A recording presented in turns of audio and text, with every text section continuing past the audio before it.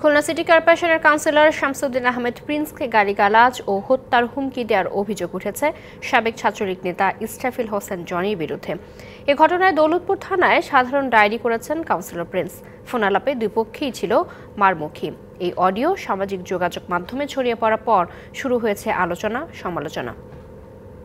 তাহলে তোমারে ঠেকাবে না তোমার কোন আব্বা, তাই কদি তুই আমার সামনে এসে কথা কর ক্ষমতা রাইছ?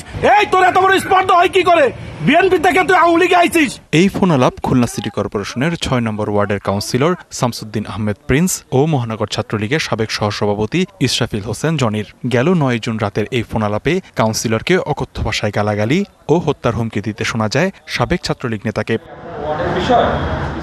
এরপরই সামাজিক যোগাযোগ মাধ্যমে তা ছড়িয়ে পড়লে শুরু হয় আলোচনা সমালোচনা। কাউন্সিলরের দাবি, দৌলতপুরের একটি স্থানে সাবেক ছাত্রলীগ নেতাকে আড্ডা দিতে নিষেধ করায় তাকে হত্যার হুমকি ও গালিগালাজ করা হয়েছে। অকথ্য ভাষায় গালিগালাজ করে, যেটা আসলে আমি কাউন্সিলর হিসাবে বা কোনো সাধারণ মানুষ হিসাবে এটা পছন্দ করবে না।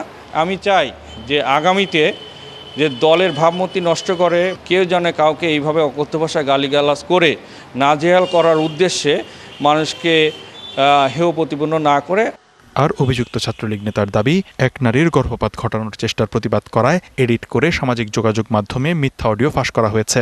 ওই মেয়ে বলছে না আমি এই বাচ্চা ভূমিষ্ঠ করব, কয় না এই বাচ্চা অ্যাবর্শন করতে হবে এবং তোমাকে ডিভোর্স নিতে হবে এবং তার জন্য যা করার আমি করব।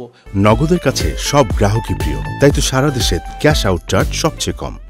ওই মেয়েরা ভয়ে পালিয়ে বেড়ায়, বিভিন্ন দাঁড়ে দাঁড়ে ঘুরে বিচার পায় না। আমি একজন ছাত্রলীগের সাবেক নেতা হিসেবে আমি কিন্তু ওই মেয়ের পাশে আমরা দাঁড়াই। এই দ্বন্দ্বটা ও মনে রাখে। দলীয় নেতাকর্মীরা দ্রুতই এর সুষ্ঠু সমাধান চান। যুবলীগ বা ছাত্রলীগ তারা যদি আমাদের সিনিয়র নেতৃবৃন্দুর সাথে এই ধরনের আচরণ করে তাতে দলের চেইন অফ কমান্ডের কিছুটা তো ক্ষতিগ্রস্ত হয়। এটা যদি সুষ্ঠু সমাধান না হয়, রাতারাতি গজায় ওঠা নেতা এরা একেবারে পেয়ে বসবে সবাইকে। পাল্টাপাল্টি অভিযোগের প্রেক্ষিতে খুলনা মহানগরীর দৌলতপুর থানায় সাধারণ ডায়েরি করেছেন councillor Prince. DBC news desk.